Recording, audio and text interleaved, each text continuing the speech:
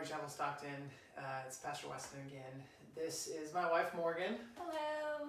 And we just wanted to talk to you a little bit about our testimonies, share with you where we've been and what we're thinking about the future. So just to start off, as far as me, I got saved at a pretty early age. I was around the 6th grade, and I was at Calvary Chapel of Hanford, which is near Fresno. Grew up there and grew up at the church, but kind of in and out at the church. Didn't really enjoy church all that much. I thought it was pretty boring most of the time. But then once I committed my life to Christ in 6th grade, and I don't know what really clicked, all of a sudden I understood the gospel, but I was just on a Sunday morning in a sermon and something just clicked. So I, back there by myself in the back of the classroom on a Sunday morning, I just gave my life to Christ. And from then on, everything changed regarding church. All of a sudden, I wanted to not only attend church, but serve church constantly. And my whole life direction kind of shifted toward ministry, toward serving the Lord and having that relationship. So I started immediately serving in children's ministry, served at children's ministry until I moved throughout my time at Calvary Hanford. And I also served on the Christian club in high school, and that's where I met Morgan, was in Christian club in high school. And we had like outreaches to the high school. It was a public school, so outreaches like evangelistic events there. And then I served at Calvary Hanford in children's ministry and youth ministry and worship ministry. Kind of got a good start in ministry there. And then when I was praying about going to college, I was praying about doing maybe a sports related thing or potentially architecture. And I ended up choosing pastoral ministry. And what I wanted to do for that is go to Biola and learn theology so that I can be more knowledgeable and more prepared for pastoral ministry. So I moved to Southern California to go to Biola, and I always thought of it as kind of a secondary thing. My primary was I started, kind of got involved with Calvary Chapel La Mirada and started serving there in the youth ministry and the young adults ministry. And I thought of that as my primary. Schooling is kind of my secondary that would help support what I was doing as far as ministry is concerned. And I eventually got on staff at La Mirada, or got ordained, became a pastor there, and was an assistant pastor at La Mirada. We had Pastor Brian as a senior pastor for a long time, and then that transitioned over time. He wanted to go plant another church about an hour and a half away so. So he brought in another younger senior pastor to take his place, and so I was there when it was just Pastor Brian. I was there throughout the entire transition when Pastor Brian was working on his church plant, and I was doing kind of the administrative stuff. And then when Pastor Tyler, the new younger pastor, came in, was there for his first amount of time, first couple of years, and helped out as the assistant pastor throughout that transition. Then praying with the staff there, decided that between the staff and my wife, at the time now, she ended up coming to Biola, which we'll talk about in a bit. But she ended up coming to Biola and coming to the church as well, and we were just friends for all of that time. No dating, but once she was at the church for a while, we were serving together and stuff. We ended up finding out that we liked each other and prayed about it, and had a good counsel about it, and ended up getting married. And so now at that point, we're praying about it, and the church leadership is praying about it, and we all feel like it's a good time for the church. The church is healthy and stable at this point, and also it's a good time for our family that we could see what the Lord is calling us to do moving forward. So we prayed about it a lot.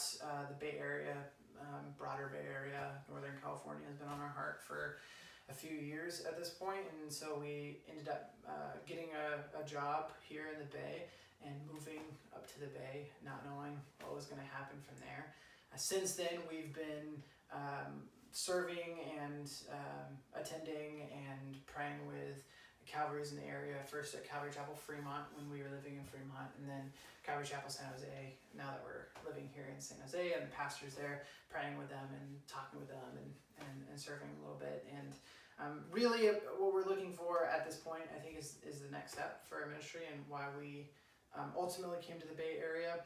I think we're both called to ministry long term. I feel called to senior pastor ministry specifically, and so we've been waiting on the Lord to see how those things develop over time. And I'm happy to chat with you more about the ministry that I did at La Mirada and stuff, but for now I want to turn over to Morgan and let her tell her story. Yeah, so mine after salvation is actually pretty similar to Weston, but let's go all the way back. So I got saved when I was in 8th grade. Growing up, I personally didn't go to church that often. I was really involved in sports, and so most of my weekends were either spent at a sports tournament for myself or one of my 3 siblings. So the Lord just really wasn't something that I was focused on growing up. But my grandmother, she grew up in Germany during World War II, and she had this incredible faith that she made sure that she was constantly sharing with me, and she would sit down and like, Morgan, are you praying? Morgan, do you believe this? And at the time I was kind of like, oh, you're just saying things, like just kind of brushed it off. But then when I was in 8th grade, she actually started to get really sick. And she was in out of the hospital, had open heart surgery, and then she eventually passed away. And throughout that entire time, she just kept such a strong faith. It was unwavering. And, you know, as she became closer and closer to death, I saw no fear. She had peace about the entire situation. And so when she passed away, that's something that I really wanted. I was thinking to myself, how could Grandma go through all of this and be as strong as she is? And so actually when she passed away on a Friday, and I was like, I'm going to church on Sunday. But I was in 8th grade, so I didn't drive, had no idea how I was going to get there.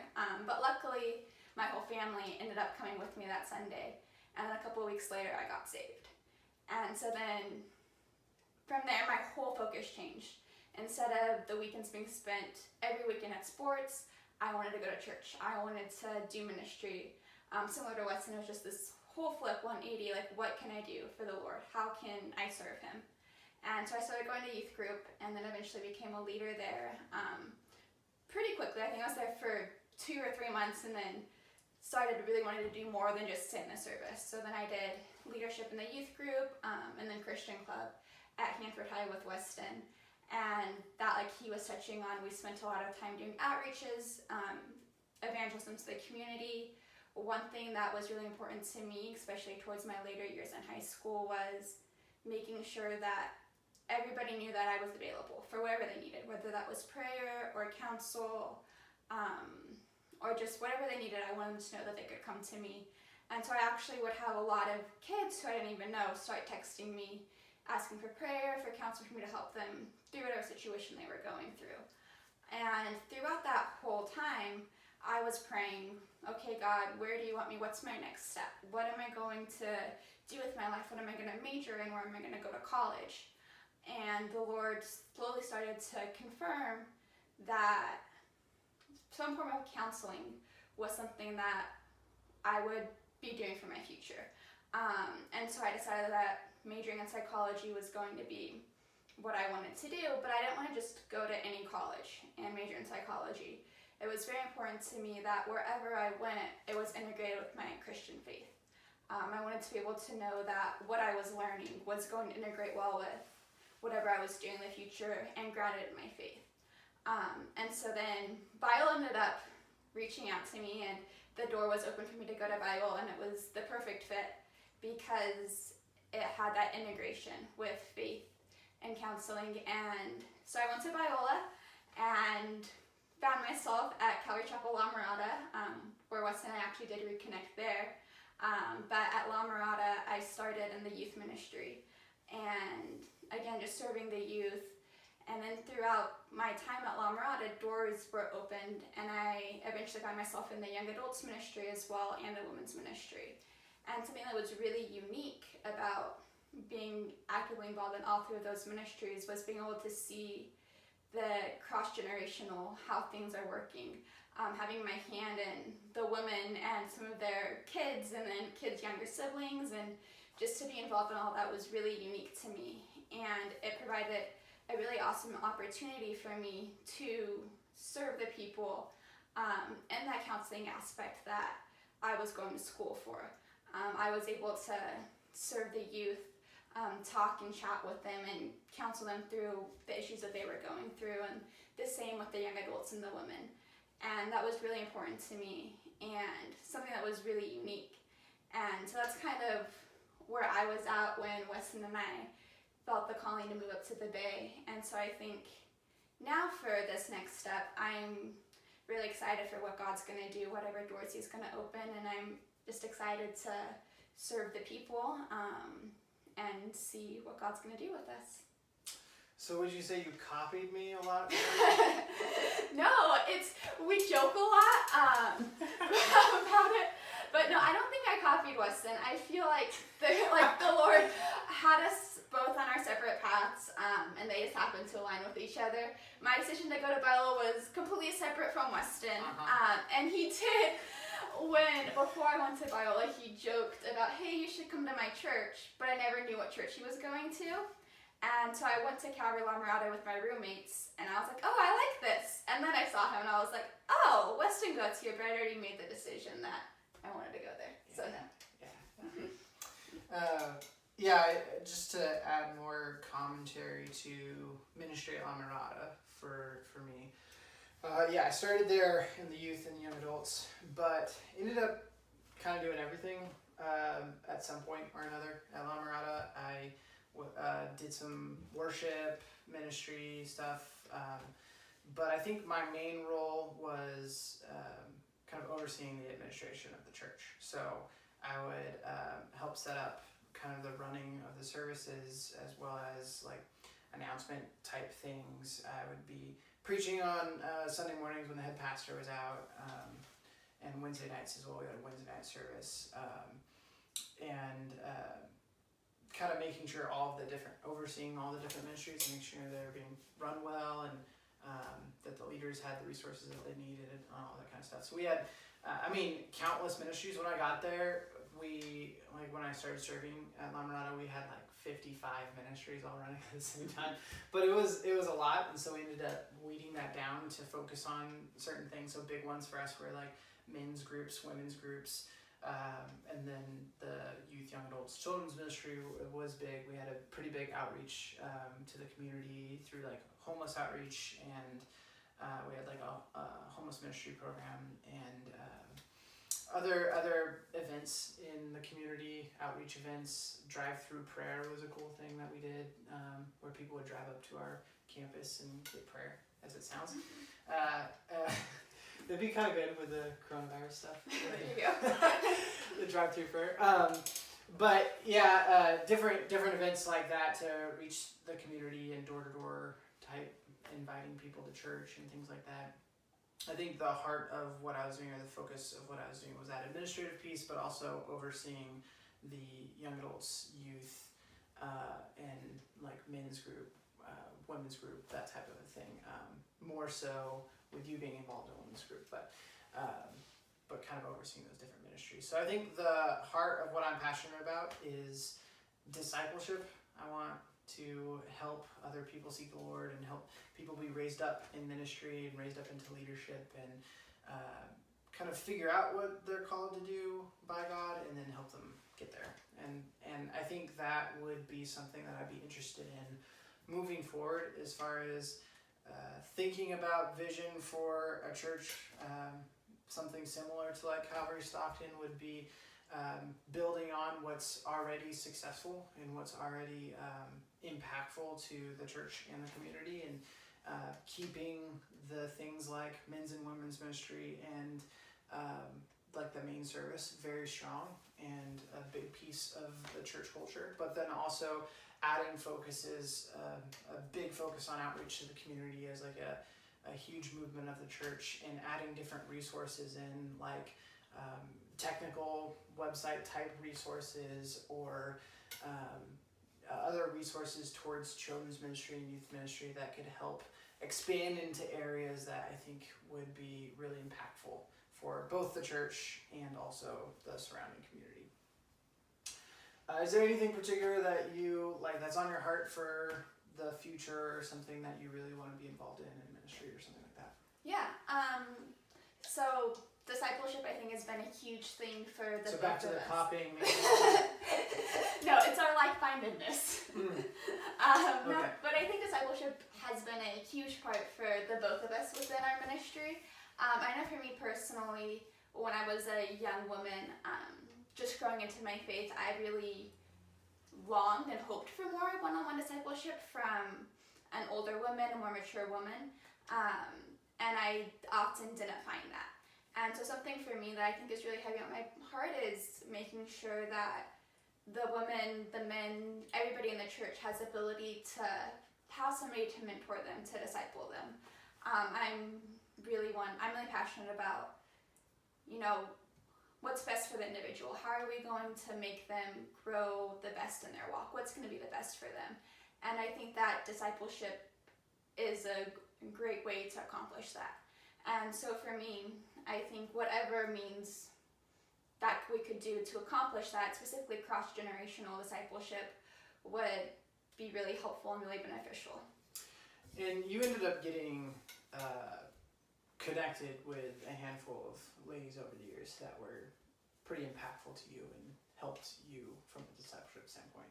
Is that right? Yeah, definitely. I was connected with our head pastor's wives, Pastor Brian and Pastor Tyler, specifically their wives, was connected with both of them and was able to get discipleship with them at La Mirada, especially within the women's ministry stuff. I feel like they were really able to help me step into the role of being a women's ministry leader with them, and to kind of take that next step. And so I've had some awesome connections like that too, and been able to see the benefits of having a woman like that with you. Yeah, I think an important thing about the individual attending a local church congregation as well as the church itself is the idea of feeding and being fed both. So I think for an individual to get the most out of church, not that that's the main focus, but in order for the relationship between the individual and the local church to be really healthy, I think the individual would get the most out of it by serving, helping feed others and support others in a discipleship ministry, in like a set up tear down ministry, in an usher type ministry, in a prayer type ministry, in a make coffee type ministry, in a one-on-one type ministry, whatever the case is, children's ministry, etc. That feeding is really important to the health of the individual, and then being fed, I think, is really obviously an important part. So that would happen via like Sunday morning service and the relationships on Sunday morning, as well as small groups throughout the week, whether it's a men's or women's ministry or marriage ministry or any other type of group that would happen. I think those are important, that on an individual level, and then on a church level, that reflected to the community. So the church in-reach ministry, I mean the church being fed by its own people, coming to service and supporting each other and being there for each other, and kind of being together, learning together, praying together, reading scripture together, being together through all the pain and struggles throughout life and through the good times throughout life. That's like the in-reach of the church. And then the outreach of the church being the church going into the community and making a difference in a variety of ways.